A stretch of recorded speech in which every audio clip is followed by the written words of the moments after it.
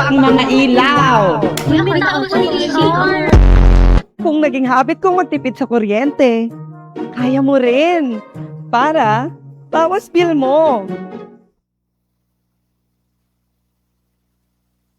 Sa Maharlika Highway, hindi lang oras ang nawawala kapag sira ang daan. Minsan trabaho, minsan kaligtasan. Sa Maharlika Highway, hindi lang oras ang nawawala kapag sira ang daan. Minsan trabaho, minsan kaligtasan, at kung minsan, buhay. Kapag sira ang daan, tao ang nahihirapan. Ang Maharlika Highway ang pangunahing ugat na nag-uugnay sa Luzon, Visayas at Mindanao. So ito po nandito na. Kaya personal na bumisita si Pangulong Ferdinand Marcos Jr. sa Samar kasama si DPWH Secretary Vince Dizon. Ang tawag po nila dito, sungkaan. Matatapos po tayo ng August. Pati po yung mga dinaanan natin kanina, maaayos din yon. Mismong mga residente ang nagsumbong sa Pangulo ng perwisyo at peligrong dulot ng sirasirang Maharlika Highway.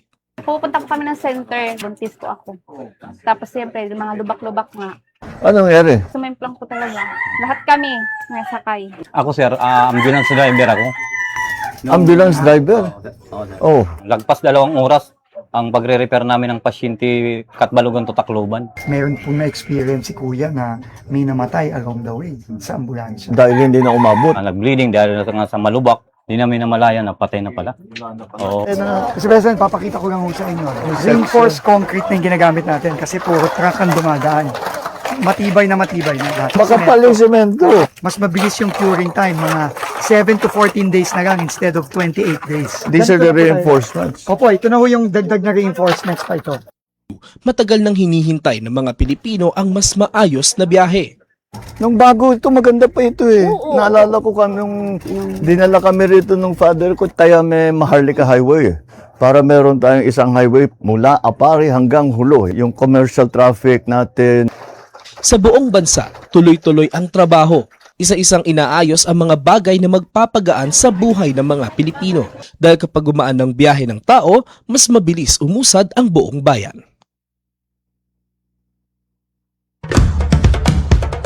Ito ang Presidential Broadcast Service Radyo Pilipinas. Radyo Publiko ng Bagong Pilipinas para sa Bagong Pilipino.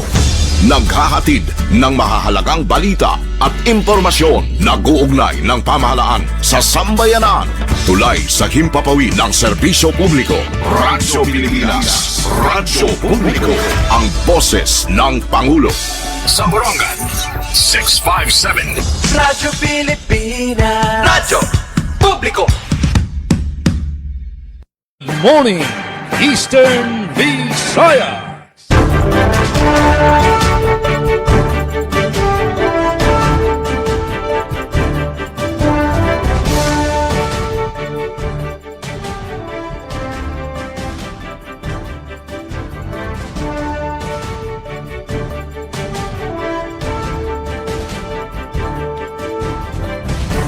And yes, magandang morning Eastern Visayas, magandang morning Pilipinas, magandang morning world. Welcome aton mauran-uran, maturo-tarihting pagkaharampang taramdan. Good morning Eastern Visayas. Thursday na kita nga adlaw, June 18, 2026. Any day sila lo sa Bilizar, hatun Radyo Pilipinas Borongan. Iton mananagbalay hini nga programa, sakupin sa ka-oras. Siyempre, supervision ito na among station manager Ate Ruth Rivera Abunda. Ako na kaupo, di technical division, nera Chief Tech Joy Policarpio, nga na engineer Alquin Baldonido, pati na iton bugos nga Persahit production team. So, good morning Eastern Visayas, aman katig-uban haton mga balita din hariyon. Igin papahamtang haiyo pinaagyan Presidential Communications Office din Eastern Visayas. Pinaagyan to na tulong RP stations, Radyo Pilipinas stations, Borongan, Calbayog, and Sugod, Southern Leyte. Kaupo diton Philippine Information Agency ngan sugad man iton DYDC, iton Visayas State University. So, kumusta kita nga tanan? Ngan sana ada na kita iton maupay nga kabutang. Start na liwat, ano ito naton mga panarabaho. Sugad man pakabuhi para naman ni yan ang adlaw. Blessed kami dadi ha, syudad iton Borongan. Inuran kami tikang kagabi. nga na pati yan nga agahon may adaliwat pa mga pag-uran. So pagbalanse hadto na mapaso nga panahon nga amo na eksperyensyahan di dato naglabay nga mga adlaw.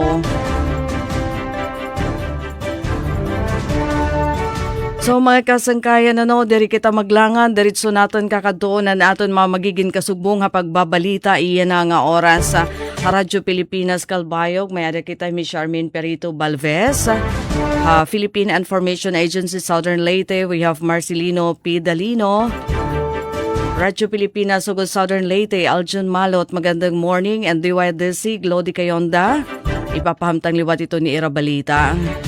So iyan na, katuon ta. Unahon ta pangumustahon, kahimtang ito ng Radyo Pilipinas sa Calbayog. Ano na daw lera, parehas ba didiha aton? Ginauoran na yan na nga mga oras. Miss Charmaine Perito Balvez, magandang morning.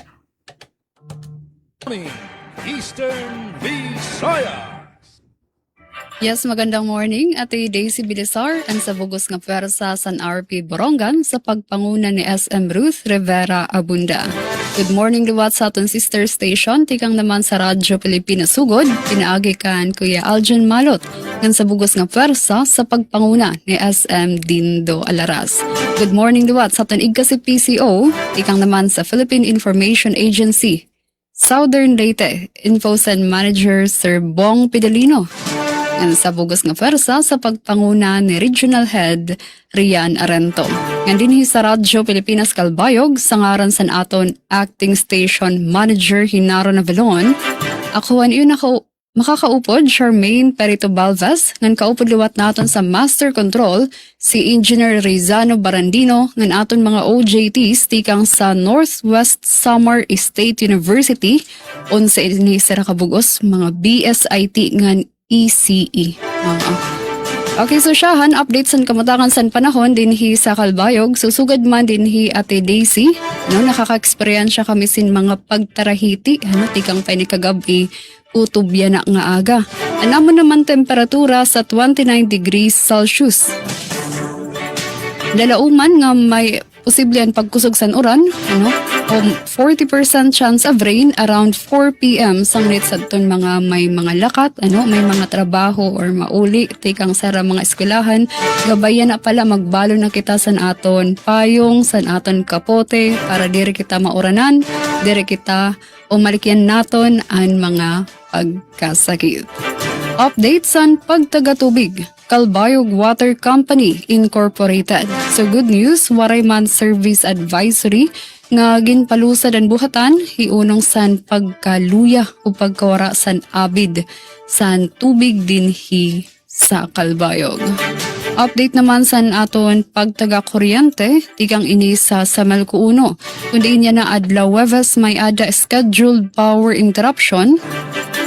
Gintikangan kanina alas 6, kutob alas 7 san aga. Sugad man magkakamayada otro halipotay nga pagkaparong 5 p.m. to 6 p.m. Para inisan ginbubuhat nga line, transmission line preventive and corrective maintenance activities along Calbayog to Bliss 69 kV line. Apektado ang Karayman ug San Agustin substations sa feeder 41, 42, 31, ngan 32. Pagtaga kuryente sa Melco 1 gihapon, scheduled power interruption yan na maabot Domingo, Hunyo 21. So tikang alas 6 san aga, kutob alas 6 san kulop, magkulop ini nga pagkaparong 12 oras. Apektado ang Kapookan substation. Sa feeder 11 ngan feeder 13. Sugad man pala naskara substation sa feeder 21, 22, 23. So may daliwat sin tag-usa ka oras nga pagkaparong 6 a.m. to 7:30 a.m. ngan between 4:30 p.m. pakadto 6 p.m. Apektado Karayman substation ngan San Agustin substation. Sa pang-update din higihapon sa syudad sang Calbayog, so tinikangan niya na adlaw Lunes, June 22. So pahinumdum sa naton mga motorista, mga magbabiyahe dinhi sa Calbayog, sa ayaw niyo kalimta nga pagdarasan iyo pagsulot san iyo protective aprobado nga protective helmet kasi tinikangan niya na nga adlaw Lunes mahugot nga igpapatuman ang Motorcycle Act, Republic Act number 10054 kasunod inisan panawagan saan sangguni ang panlungsod sa aton mga law enforcement ng transport agency. So iniin para ibanan ang mga aksidente sa aton mga kakalsadahan, of course maproteheran ang kinabuhi sa aton mga motorista sugad man sa era mga angkas. So again, sa aton mga magbabiyahe, diri malimot nga pagdara, pagsulot sa era mga helmet, at diri lang mga driver, paten era mga angkas. Kasi magkakamayada o mahugot na nga igpapatuman ini nga pagsulot sa aton mga motor an aton helmet sa pagsakay naton sa mga motor.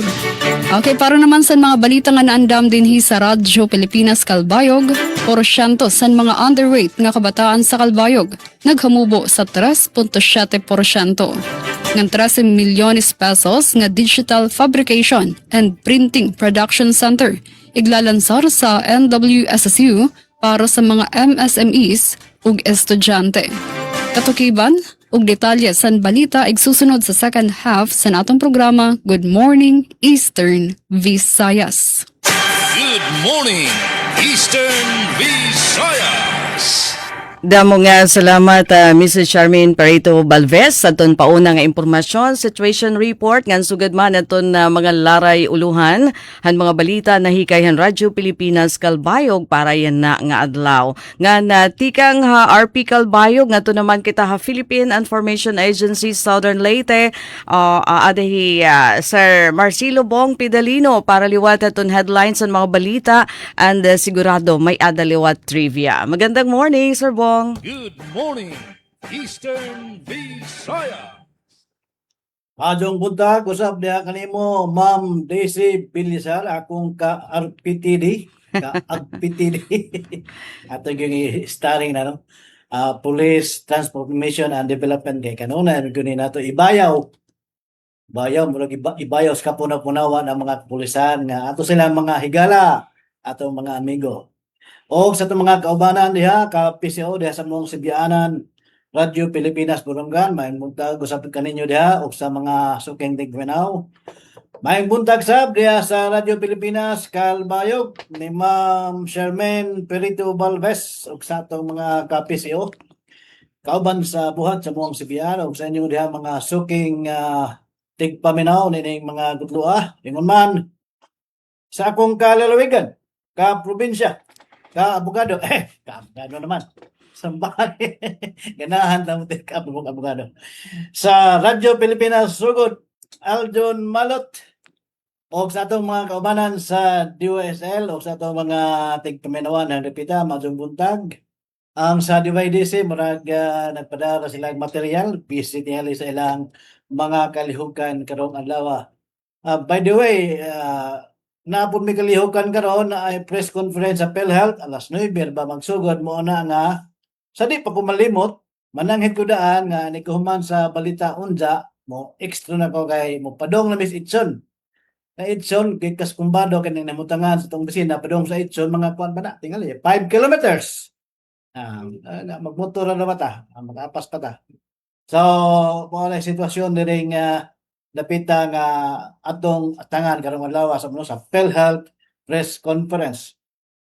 Kalabot sa kahimtang sa panahon diri sa Dakbayan sa Maasin, Ma'am Daisy, Ma'am Charmaine, Sir Aljon.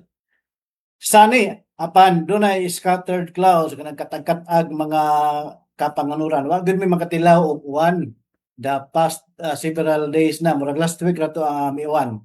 Karon murag di po siguro magkauwan o maunay maglihilihan ng mga panganon po sa mo paswabi good ang kainit karong adlaw o much better kay daghan na pong mga kalihukan ang gipahigayon alang sa pagtimaan sa Southern Leyte anniversary karong July 1 ika-66 nga anniversary na sa lalawigan.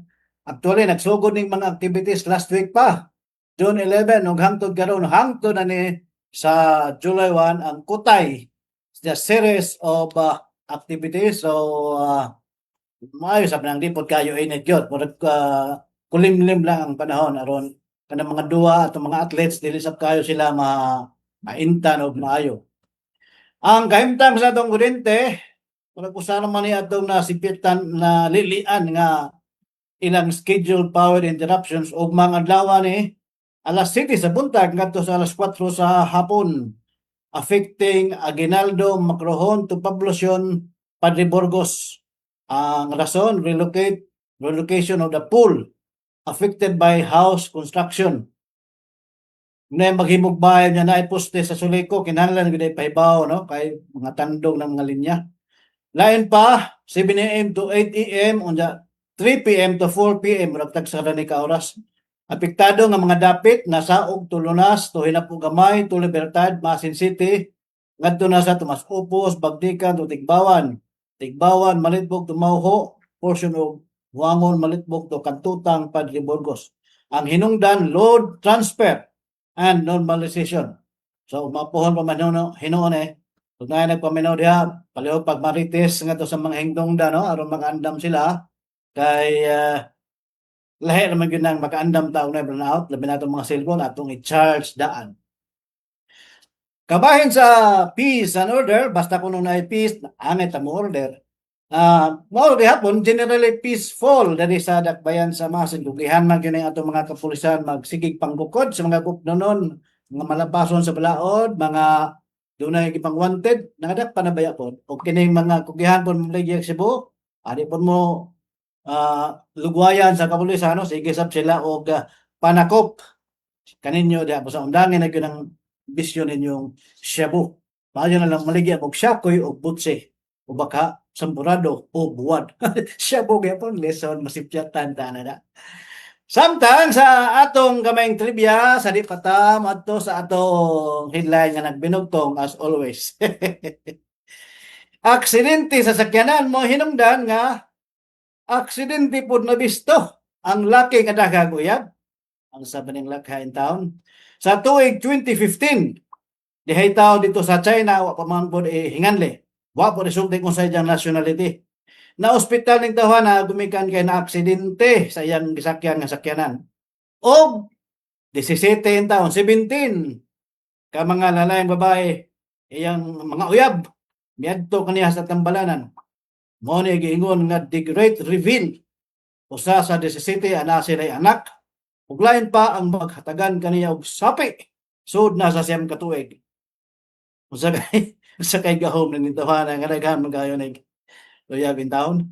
Lupig pa niya si Elon Musk ang giila karon nga the first trillionaire sa kalibutan. Ang first billionaire netong 1916 si John D. Rockefeller. 1916 karon 2026 100 kape no ang diferensya na nataging og trillionaire. Trillionaire na sapi. Bisag mo gasto kinis Elon Musk 1 million kada adlaw. 3,000 years di pa niya mahurot. Matay na naman siya ang iyang sapi na pa. O makapungutan na ta mo na magbuwa may istorya nga minyo ba ni siya di ba? Dili minyo sa pagkakaron sa pagkakaron. Elon Musk is not currently married. He has been married twice in the past to author Justin Musk ngatong tuig 2000 ngadto sa 2008 and to actress Tallulah Riley. Asa ning nasod kini si Tallulah Riley, whom he married twice. Kaduha po niya giminjuan 2010 to 2012 and again from 2013 to 2016. Aray dalang ka sa limaot po ning kanibuhi ni Elon Musk. Wa man siya anak doon. Na may mo angkon nga anak ko siya pero wa man mga edad man to. So mo na no, lalaki dito sa China daghang uyab. Si Elon Musk ulit tao kaduha pa namin yo. Ay katulo. O iko sa din tatong usa. Okay, sa atong headline, City BGMP ug DepEd padayong nagduso sa edukasyon.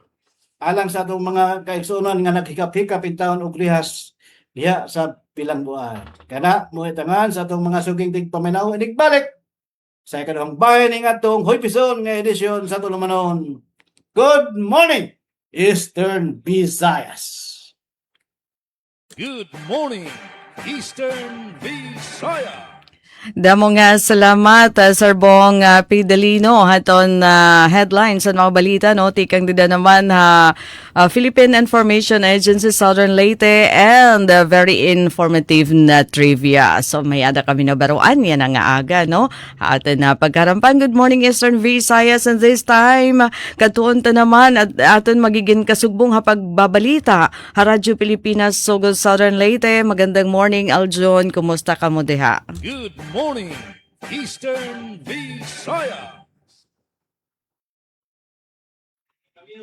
Nakamute, Aljon. Alright. Oras natin, 21 minutos na nakalabayhan, alas 8 haaga. One more time, Aljon. Mute pa din. There you go. Ate Daisy, good morning. Hi. Loud and clear, go ahead. Yes, good morning Ate Daisy. Good morning diha kanimo og ingon man sa ato nga mga kaubanan diha sa DYES Radyo Pilipinas, Radyo Publiko Borongan. Likewise, sa ato nga kaubanan diha sa DYOG Radyo Pilipinas, Radyo Publiko Calbayog. Ate Shermaine, maayong buntag usab diha kanimo and ingon man sa ato nga mga higala no diha sa DYOG Calbayog. Walay pabor-pabor Sir Bong sa PIA Southern Leyte. Good morning. No, ingon man kang Sir Loloy nga nag-birthday karong adlaw. No, happy birthday. Oo, if wala ta masayop, no, happy birthday Sir Loloy.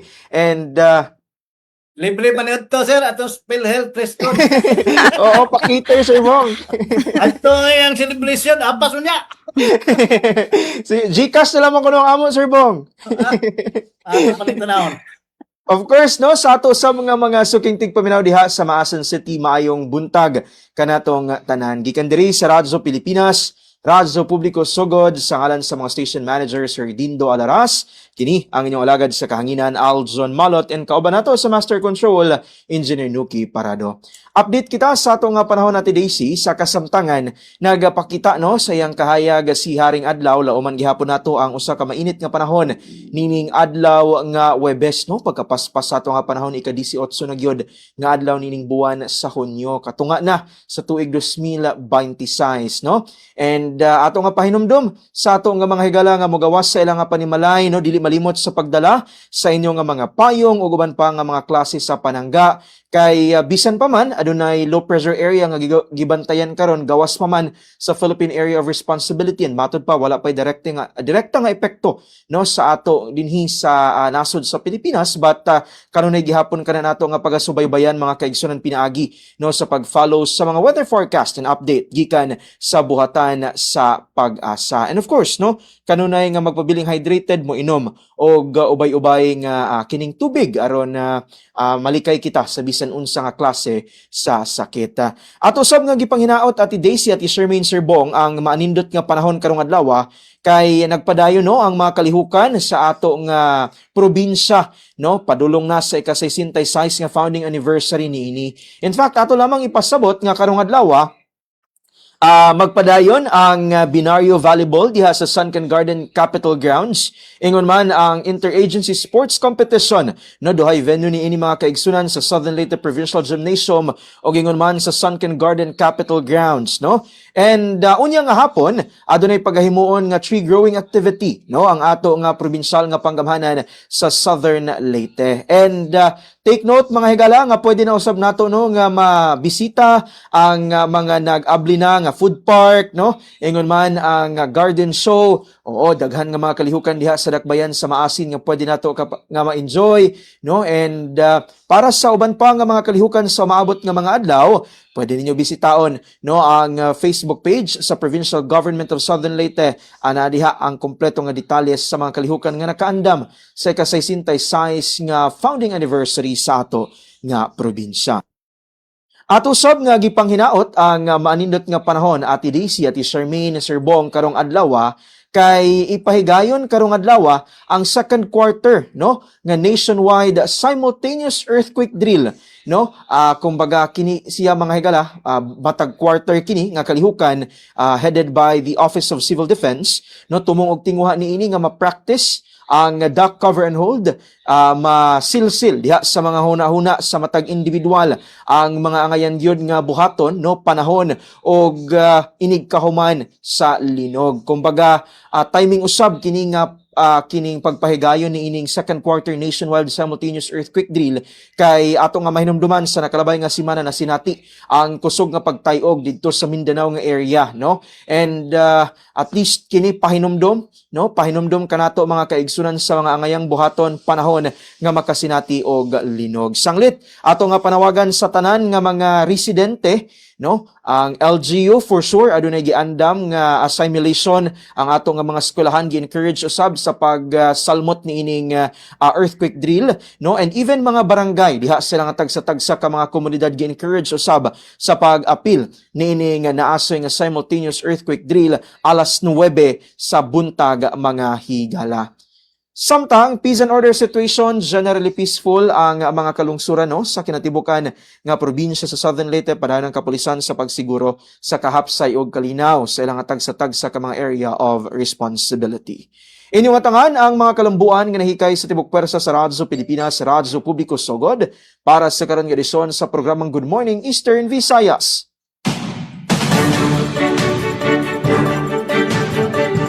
Sa atong mga balita nga nahikay, ordinansa nga maghatag og special disaster response hazard pay sa mga barangay responders giaprubahan sa lungsod sa Hinunangan, Southern Leyte. 19 kalokal nga panggamhanan sa Southern Leyte pasado sa 2025 good financial housekeeping. Og pinakaunang convergence project sa food security gilusad sa Southern Leyte. Karang inyong atangan kay sa mga pagbalik no sa Radyo Pilipinas sugod kompletong detalye ang among ihatod dinhi lamang gihapon sa programang Good Morning Eastern Visayas. Damo nga salamat Aljon ato na mga paunang impormasyon upod na ang mga headlines sa mga balita no nahikayan Radyo Pilipinas sa sugod Southern Leyte. Nga samtang mapartisipar gihapon ha aton na program iton Visayas State University DYDC ano pero nagpadangat lahirahan to na ira mga balita no siyahan didihaton headlines extension alang sa akademikong panginahanglan sa mga graduar nga estudyante gilusad sa Visayas State University. Nga natuniere kadwa nga balita 93 nga multi-cab drivers sa Baybay North Transport Cooperative nakabenepisyo hadton doli tupad tuloy pasada program nga iginlunsad din hinaman ha Region 8. So ato na anto bayan ng liwat ato na detalhin ira mga balita di the second half ito na ato naman program.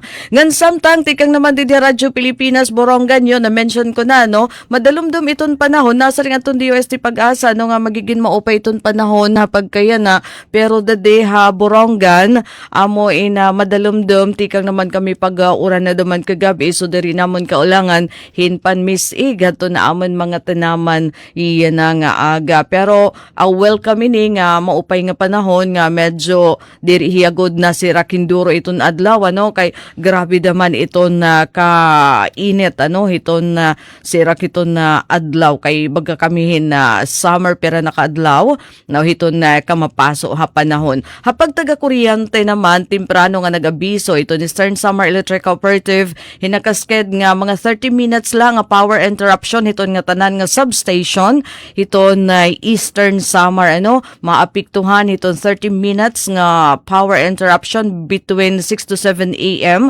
ngan 5 to 6 p.m. Didahiton Sabado nga adlaw iton Borongan, Taft, Balanghiga ngan Kinapundan substations kay ano daw la ini magkakamayada kalawan ko dedi ano ito ni ira dedi trabahoon. Sige, may ada preventive ngan corrective maintenance activities hiton mga equipment sa Santa Rita 69 kV transmission line. Oo, pero upod gihapon ano pati iton Taft upat kasi iton substations di naman ha Eastern Samar. Ngan samtang nga pagtagatubig naman yan ang adlaw aton disconnection para hadton na mga may ada unpaid nga water bill nga concessionaires iton Borongan Water District nakaschedule yan na ha Zone 21 Barangay Alang-Alang de Ciudad hiton Borongan. So I hope nakalanat kamo kakulop kay kakulop pa man ano nagapagawasin abiso para hining disconnection. Nga napagtagapasi orden, nagpapabilin nga mahimyang iton sitwasyon iton bugos nga probinsya iton Eastern Samar. Di na ito naglabay nga 24 oras. Nga headlines sa itong mga balita na hikain Radyo Pilipinas Borongan para yun nga June 18, 2026. Tulong nga local government unit ha Eastern Samar nakakabuotin 1% blood donor target ha first half han 2026. Paghagid ha produksyon, sakto nga pagmanihuhan mais o kasava, igin pahigayon ha mga benepisyaryo han DSWD habungtuhan RTC. Samtang House Minority Leader Libanan ng Congressman Gonzales nananawagan hin investigasyon han padayon nga pagsarang haton snail fever ha mga parauma o para pangisda. Ngan 10 million pesos nga fuel subsidy program iton local government unit iton Borongan nagpapadayon iton implementasyon. Mga presidente hiton toda kabakyang ha distribution hiton fuel coupons. So mga kasangkayan ipapadangat ha iyo aton detalyan mga balita din nila hataramdan. Good morning Eastern Visayas kataliwan han aton pirang pahinomdom. Good morning, Eastern Visayas. Delivery! Maria Jose! Is that box really mine? Surprise! Why are you inside the box? There's nothing I won't do for you. Just like Pag-ibig Fund Multi-Purpose Loan. The loan for your business, tuition, personal needs, and more. Borrow up to 90% of your savings. No processing fee and get fast approval. So you should... Apply now for the Pag-ibig Fund MPL via Virtual Pag-ibig! Pag-ibig Fund, solid kaban! Dito kaya... Parang okay yung hangin, lamig, Grace. Grabe. Ay, aircon ba ako? Ay, Nay! Bakit ang taas ang kuryente natin? Kasalita pala tong rep natin. FYI lang ha, kapag paulit-ulit mo akong binubuksan at hindi dinidefrost ang freezer, mas mataas ang konsumo sa kuryente. Kaya next time, para hindi ka kausapin ng ref mo, isipin muna ang kukunin, isara agad ang ref, at mag-defrost regularly para bawas bill mo. Sa Maharlika Highway, hindi lang oras ang nawawala kapag sira ang daan. Minsan trabaho, minsan kaligtasan, at kung minsan, buhay. Kapag sira ang daan, tao ang nahihirapan. Ang Maharlika Highway ang pangunahing ugat na nag-uugnay sa Luzon, Visayas at Mindanao. So ito po nandito na. Kaya personal na bumisita si Pangulong Ferdinand Marcos Jr. sa Samar kasama si DPWH Secretary Vince Dizon. Ang tawag po nila dito, sungkaan. Matatapos po tayo ng August. Pati po yung mga dinaanan natin kanina, maaayos din yon. Mismong mga residente ang nagsumbong sa Pangulo ng perwisyo at peligrong dulot ng sirasirang Maharlika Highway. Pupunta po kami ng center, buntis po ako. Tapos siyempre, yung mga lubak-lubak nga. Anong nangyari? Sumemplang po talaga. Lahat kami nasakay. Ako sir, ambulance driver ako. Ambulance driver? Oh. Lagpas 2 oras ang pagre-repair namin ng pasyente Katbalogan to Tacloban. Meron po na-experience si Kuya na may namatay along the way sa ambulansya. Dahil hindi na umabot. Nag-bleeding dahil sa malubak. Hindi namin namalayan na patay na pala. Oo. Kasi President, papakita ko lang ho sa inyo. Reinforced concrete na yung ginagamit natin kasi puro truck ang dumadaan. Matibay na matibay. Makapal yung semento. Mas mabilis yung curing time. Mga 7 to 14 days na lang instead of 28 days. These are the reinforcements. Opo, ito na ho yung dagdag na reinforcements pa ito. Matagal nang hinihintay ng mga Pilipino ang mas maayos na biyahe. Nung bago ito, maganda pa ito eh. Naalala ko nung dinala kami rito nung father ko, kaya may Maharlika Highway. Para meron tayong isang highway mula Apari hanggang Hulo. Yung commercial traffic natin. Sa buong bansa, tuloy-tuloy ang trabaho. Isa-isang inaayos ang mga bagay na magpapagaan sa buhay ng mga Pilipino. Dahil kapag gumaan ng biyahe ng tao, mas mabilis umusad ang buong bayan. Ito ang Presidential Broadcast Service. Radyo Pilipinas. Radyo Publiko. Ng bagong Pilipinas para sa bagong Pilipino. naghahatid ng mahahalagang balita at impormasyon na guugnay ng pamahalaan sa sambayanan.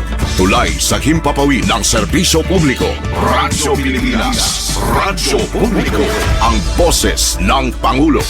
Sa Borongan, 657. Radyo Pilipinas. Radyo Publiko.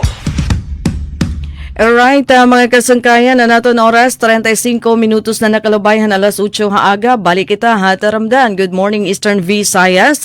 Ngan kadtuon tanaan na detalihan mga balita, impormasyon, nahikayhan Radyo Pilipinas sa Calbayog. Otro magandang morning, Charmaine. Good morning, Eastern Visayas. Yes, damang salamat Ate Daisy Bilisar ngan para sa detalye sa mga balita dinhi sa Webes nga edisyon sa natong programa Good Morning Eastern Visayas. Tikang dinhi sa Calbayog, porsyento sa mga underweight nga kabataan sa Calbayog, Samar naghamubo sa 3.7%. Pamatian tan detalye sa akon report. Radyo Pilipinas. Radyo Pilipinas. Report. Naghamubo sa 3.7% ang numero sa underweight ng mga kabataan nga waray pa tumungtong 5 anyos sa syudad sang Calbayog, Samar para sa tuig 2026. Ini mas hamubo kumpara sa na-record nga 5.6% sa tuig 2021. Nalampasan sini ang target sa syudad nga mamintinar nga hamubo sa 5% ang kaso sa underweight sa mga bata. Ginreport liwat nga nagpapadayon ang Operation Timbang Plus usa nga tinuig nga nutritional status assessment sa mga bata edad 0 to 59 months. Sa pagkayana, ginpapatuman ang programa sa 149 nga mga barangay sa Calbayog. Umabot na sa 17,001 nga mga bata o 80% ang coverage rate sa target population. Padayon naman nga ginaaghat ang mga barangay nga pakusgon ug mag-alutaga pondo para sa mga programa panutrisyon para mamintinar ug labaw pa nga masigurado ang kahimsog sa mga kabataan sa Calbayog. Para sa Bagong Pilipinas, Charmaine Perito Balvas, Radyo Pilipinas, Radyo Publiko, Calbayog. Good morning, Eastern Visayas. Samtang sa laing bahin, gikan diri sa Dakbayan sa Maasin, lalawigan sa Southern Leyte. Nining pagbalik sa klase, kasagaran ang mga kabataan, balik na sab sa mga eskwelahan. Nagpadayon sa ilang pagtuon. Apan sila nga dili katungha sa linawas nga paagi, panggadto sa mga eskwelahan. Sila nga nakahimo og salaod o kahana pa sa nila nakalapas sa balaod og nabilanggo kay sige pa ang husay sa ilang kaso. Gihatagan gyapon og kahigayunan nga makapadayon sa pag-eskwela. Sa tulumanon kapihan sa PIA Southern Leyte adlong Huwebes sa miaging semana, gibutyag nila ni Jail Inspector Erlo Alvarez, ang bagong City Jail Warden, o Senior Jail Officer Alberto Epes nga nagapadayon ang Alternative Learning System, ELS, nga pagkat-on sulod sa Masin City Jail. Uban usab sa pagpaluyo sa mga magtutudlo gikan sa Masin City Schools Division sa Department of Education. Sa 40 ka populasyon karon ng mga persons deprived of liberty, PDLs, sa Masin City Jail, 8 kanila ang nagpa-enroll alang sa ALS karong tuiga tingtungha 2026-2027. 3 sa elementary, 2 sa junior high school ug laing 3 babae ang usa sa senior high school. Gibutyag ni Epes nga sa miaging tuig dihay 5 ka borders nila ang eskwela sa ALS. 3 sa elementarya, diin usa kanila babae ug 2 sa junior high school. Pagka Marso karong tuiga, silang 5 mi-examine sa gitawag og ALS Accreditation and Equivalency Test. Og sa resulta nga gipagawas karong bulan na lang, pagka Hunyo 3, nakapasa ang 4 samtang usa ka lalaki sa elementarya, mawala mang mula in taon makapasa. Ang 4 nga malampusong nakapasar sa mong pasulit, nakagawas na karon samtang ang napakya sa test ana nagpabilin pa sa City Jail dogang pamahayag ni Senior Jail Officer Epes. Samtang sa karong tuiga nga school year, si City Jail Warden Alvarez na mahayag nga nagsige sila og dasig pag-agni sa ubang 22 ka mga boarders nga wala pa kahuman sa ilang pag-eskwela nga mosundog sa 8 nga naka-enroll na sa ALS apan koto bragyod sa ang taga BJMP sa pagdasig pag-agda nga mag-eskwela sila. Kaya ang desisyon ana araman sa mga hingtunglan si Alvarez miingon. Og ako malikon nga inighuman ako og extra undahan na pong panamilit ha. Muuna din panamilit sa ngalan sa atong regional head Ryan Arindo, kini si Bong Pinanino, gikan diri sa PIA Southern Leyte. Good morning, Eastern Visayas. Da mga salamat Sir Bong Pidalino han imo partisipasyon na Radyo Pilipinas para taramdan. Good morning Eastern Visayas. Good morning, Eastern Visayas. Samtang sa unang nga balita gikan sa Radyo Pilipinas, Radyo Publiko Sogod 19 ka lokal nga panggamhanan sa Southern Leyte pasado sa 2025 Good Financial Housekeeping. Para sa kompletong detalye, anang report ni Dalia Orit. Radyo Pilipinas Report. Nakulog siyam ka mga lokal nga kagamhanan sa Southern Leyte ang opisyal nga nakapasar sa 2025 Good Financial Housekeeping nga programa sa Department of Interior and Local Government kon DILG. Base sa gipagawas nga listahan sa DILG Region 8, ang mga GFH passer sa lalawigan mao ang dakbayan sa Masin ug ang mga lungsod sa Anahawan, Bontoc, Hinunangan, Hinundayan, Libagon, Liluan, Limasawa, Macrohon, Malitbog, Padre Burgos, Tintuyan, St. Bernard, San Francisco, San Juan, San Ricardo, Silago, Sogod ug Tumas Opus. Nakuha sab sa probinsyal nga kagamhanan sa Southern Leyte ang Mount Pasidungog. Nasaran nga sa tibuok Eastern Visayas, miabot sa 147 ka mga LGUs o 98.7% sa tanang LGU sa rehiyon ang nakalawat sa GFH sa tuig 2025. Mas taas kini og siyam ka porsyento kumpara sa 134 ka GFH passers sa miaging tuig. Aron makapasar sa Good Financial Housekeeping, kinahanglan nga ang LGU adunay labing bag-o nga Commission on Audit o COA opinion nga unmodified o qualified sumala sa Annual Audit Report og nakatuman sa mga rekisito sa Full Disclosure Policy, pinaagi sa tukma og husto nga pagmantala sa gikinahanglang dokumento nga pinansyal sa mga pampublikong lugar ug sa FDP portal.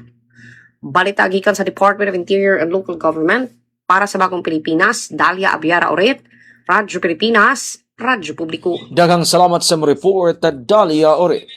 Good morning, Eastern Visayas. Oras natin, 42 minutos na nakalabayhan, alas 8 haaga. Mga balita naman na nahikayhan DYDC, Visayas State University, Siyahan Extension alang sa akademikong panginahanglan sa mga mugraduar nga estudyante gilusad sa Visayas State University. Adian report ni Mr. Glody Kayonda. Radyo Pilipinas Report. Gipalugway sa Visayas State University kun VSU ang mga deadline alang sa pagsumite sa akademikong panginahanglan o clearance sa mga mugraduar nga estudyante pinaagi sa OP Memorandum Circular No. 171 Series of 2026.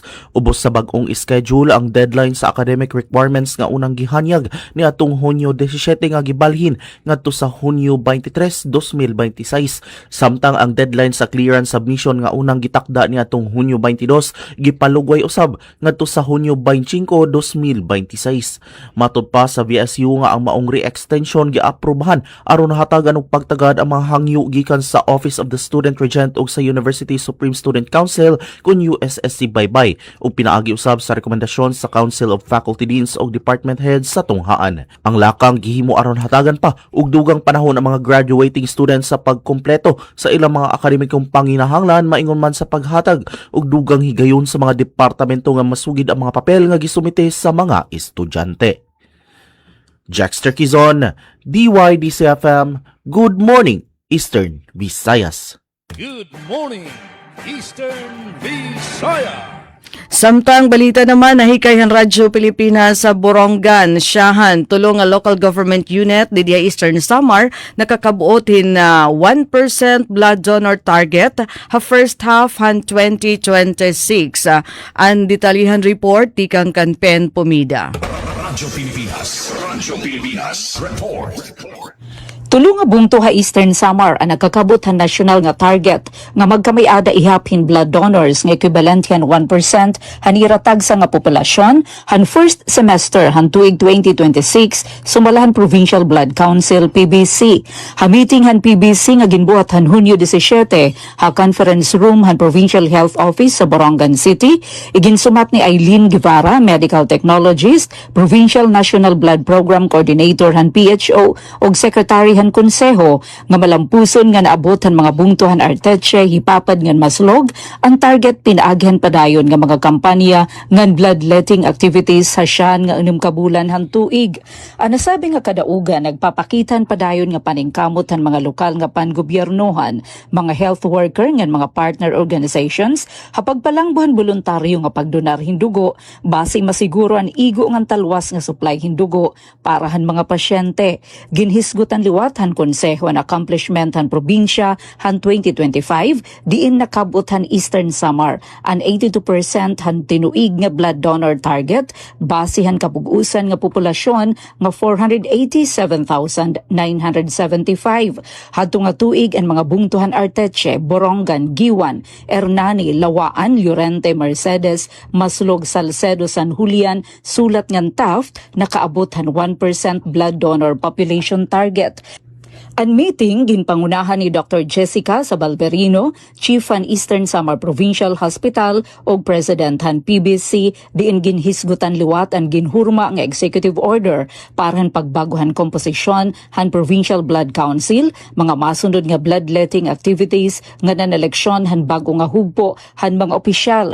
Gintagan doon utro han mga miyembro han konseho ngan mga partner agencies atun ira paningkamot nga padayon nga parigunon ang National Voluntary Blood Services Program ngan pahugton pan mga inisyatiba ha blood donation habugos nga Eastern Samar. Para habagong Pilipinas, Penelope Pumida, Radyo Pilipinas, Radyo Publiko, Borongan. Damo nga salamat ang report Ati Pen Pumida. Good morning, Eastern Visayas. 13 milyones pesos nga digital fabrication and printing production center iglalansar sa Northwest Samar State University para sa mga MSMEs ug estudyante. Pamatian tan detalye sa akon report. Radyo Pilipinas. Radyo Pilipinas. Report.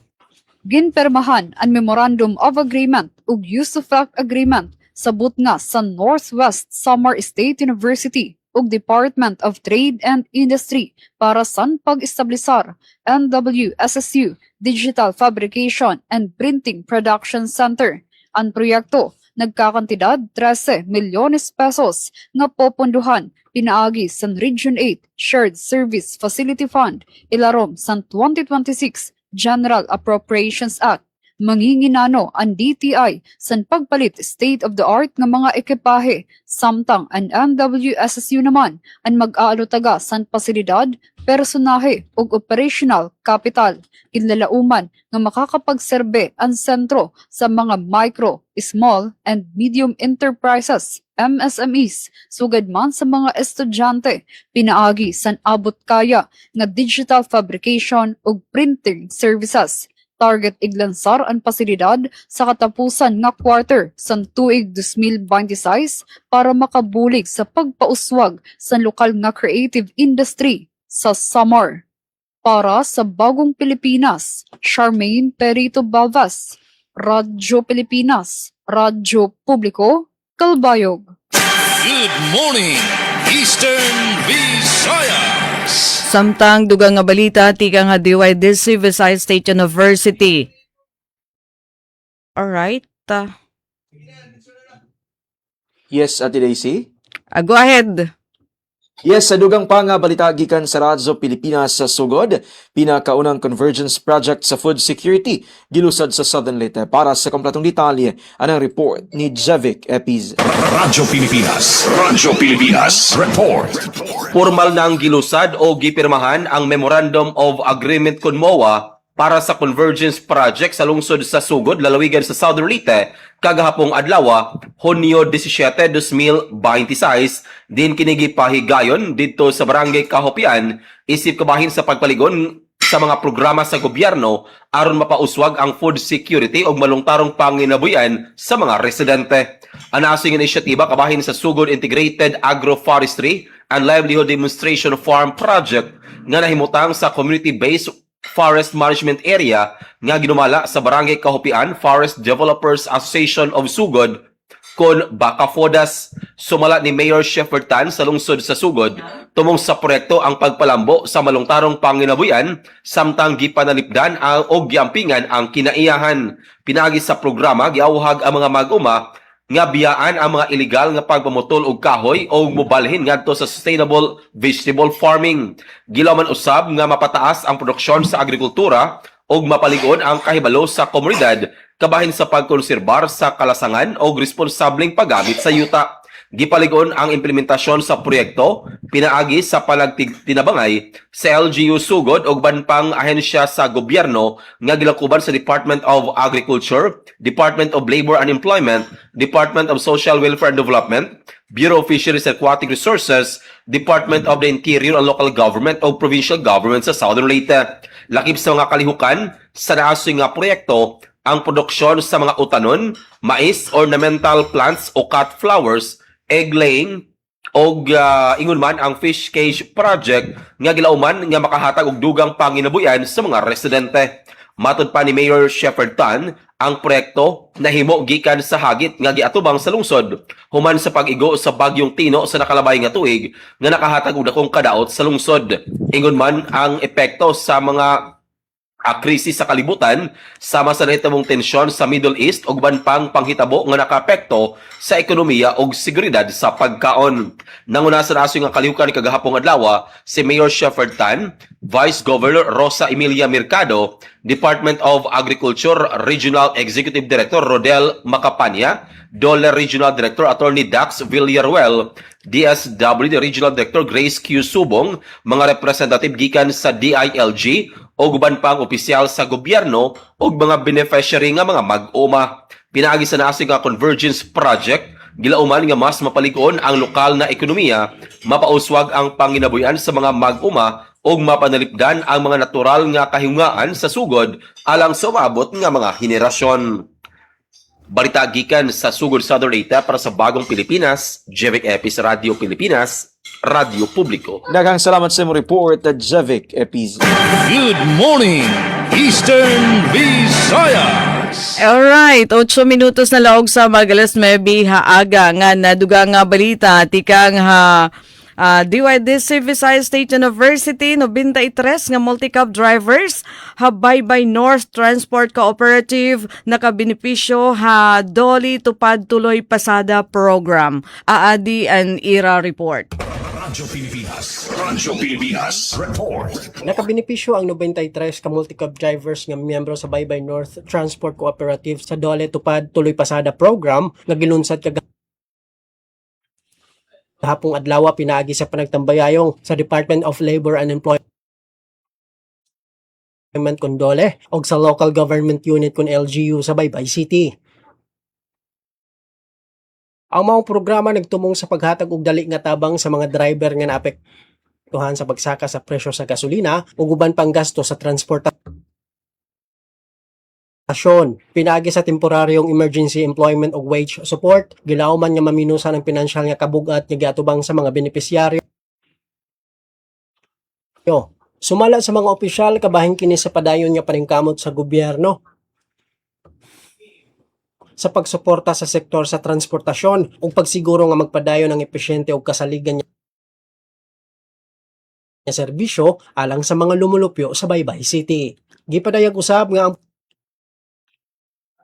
programa nagpakita sa ligon nga panaghiusa sa national ug lokal nga panggamahanan aron matubag ang mga hagit nga giatubang sa mga driver ug mapaligon ang ilang panginabuhian. Ang Dole Tupad Tuloy Pasada Program usa sa mga inisyatiba nga naghatag og temporaryong trabaho ug ayuda sa mga driver sa pampublikong transportasyon isip tubag sa nagpadayon nga epekto sa taas nga gasto sa operasyon sa ilang adlaw-adlaw nga trabaho. Gikan sa VSU DYDC FM, Glody Kayunda. Good morning, Eastern Visayas. Good morning, Eastern Visayas. Samtang dugang nga balita na hikayan Radyo Pilipinas sa Borongan, paghag-id ha produksyon, sakto nga pagmaneho han mais o kasava, iginpahigayon ha mga benepisyaryo han DSWD habungtohan artiche. Aadi ang report ni Dayan Camplon. Radyo Pilipinas. Radyo Pilipinas. Report.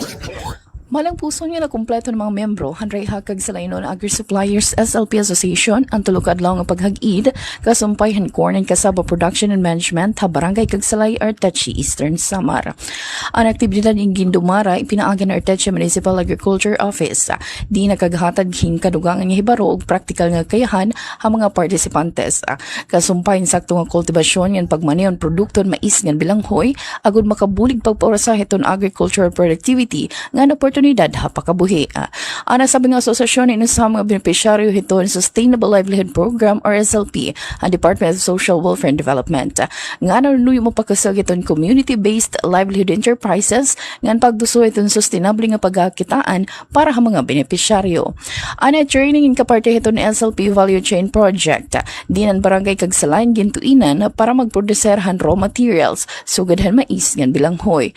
Ang mga produkto papalito naman hin partner association ha barangay Kampasyon para proseso iningan maggamit nga pagkaon ug tubong han mga hayop. Samtang sa pangasosasyon in ha barangay MacArthur gagamitin naman ang proseso nga tubong para ha swine production. Ining inisyatiba nila lauman nga makakapalang buhi iton produksyon ha agrikultura. Mapapakusog iton market linkages nga maparusay iton paganabuhin mga benepisyaryo samtang nasuporta ha padayon yung pagparusahan lokal nga sektor ha agrikultura. Impormasyon ni ikay pinaagyan Office of the Municipal Agricultural Services, Hanbungton, Arteche. Para sa Bagong Pilipinas, Dayan Camplon, Radyo Pilipinas, Radyo Publiko, Borongan. Damang nga salamat ang report, Dayan Camplon. Good morning, Eastern Visayas. Katapusan nga balita, dinhi sa Radyo Pilipinas Kalbayog, haros 5,000 nga mga individual sa Kalbayog ginpailarom sa HIV screening. Padayon nga ginpapakusog sa syudad sang Kalbayog Samar ang kampanya kontra HIV kahuman magbuhat dialogo ang Local AIDS Council para makita ang presente nga sitwasyon ug mga pitad sa paglikay, pag-eksamina ug pagtambal sa sakit.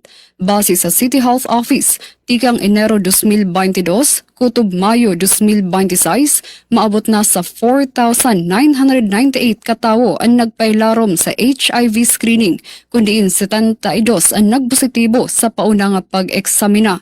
Sa pagkena, 51 nga kliyente ang nakarawat sa antiretroviral therapy ART, samtang 18 na ang nakakuha sa undetectable status. Na-record diwat yan na tuig 2026 ang pinakahataas nga numero sa HIV screening nga 1,760. Lakip san padayon nga serbisyo nga ginpapadangat sa City Health Office ang libre nga HIV testing ug counseling, laboratory monitoring, pagtambal, referral services ug health education para mapahataas ang awareness ug mapugnan ang pagsarang sa HIV sa komunidad. Para sa Bagong Pilipinas, Charmaine Perito Balvas, Radyo Pilipinas, Radyo Publiko, Kalbayog. Oras naton mga sangkayan, 2 minutos na lang nagpapabilin antes mag alas 9 sa aga. Bueno, Ate Daisy, Kuya Aljon, Sir Bong, din na nagtatapos ang partisipasyon sa Radyo Pilipinas Kalbayog. Sa ngaran sa aton Acting Station Manager Hinara Navelon, ako ang nakaupod Charmaine Perito Balvas, ngan kaupod liwat naton sa Master Control, si Engineer Rezano Barandino, ngan aton mga OJTs tikang sa Northwest Samar State Universities, BSIT, Lex Francisco, Mark Tayab, Brenda Fortuna, Angel Del Rosario, ngan aton ECE students, Ernest Almuete, Heidi Magbutay, Eugene Alboro, Charito Omega, Leo G. Domingo, Juan James Rumor, ngan Gardo Abarico. Aganda mong salamat and good morning, Eastern Visayas. Good morning, Eastern Visayas. Yes, sugmosab kadto ang mga balita nga nahikay sa tibok pwersa sa Radyo Pilipinas, Radyo Publiko Sogod para sa karon nga edisyon sa programang Good Morning Eastern Visayas. Sa ngalan sa mga station manager Sir Dindo Alaras, ingon man sa nakauban sa Master Control Engineer Nuki Parado, Kuya Jun Antegra, kini gihapon ang inyong lagad sa kahanginan Aljon Malot sa Macau sa pa.